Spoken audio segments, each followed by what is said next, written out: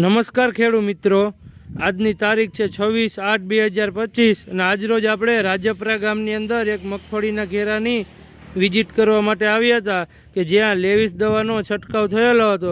તો આપણા ખેડૂત મિત્ર એવા મનોજભાઈ વેકરિયાને પૂછીએ કે તમને લેવિસનું રિઝલ્ટ કેવું લાગ્યું. બોલો મનોજભાઈ. લેવિસનું કામ બહુ સારું છે. વૃદ્ધિ રોકવા માટે, નીચે ફૂયાની સંખ્યા વધારવા માટે બહુ જોરદાર કામ છે. આ જો આપણે મનોજભાઈની મગફળી કે જેમાં લેવિસનો છંટકાવ કરેલો હતો.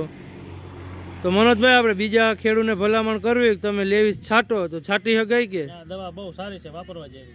આપણે કપાસ, મગફળી, એરંડા, સોયાબીન, તુવેર એ બધાય પાકમાં આપણે લેવિસ વાપરવી તો તમે જોઈ શકો છો. આ મનોજભાઈની મગફળી, આ તમે જુઓ, પોપટાની સંખ્યા જુઓ, ગ્રીનરી જુઓ, હુયાની સંખ્યા તમે જુઓ, મૂળનો વિકાસ જુઓ. આ તમે જોઈ શકો છો મગફળી.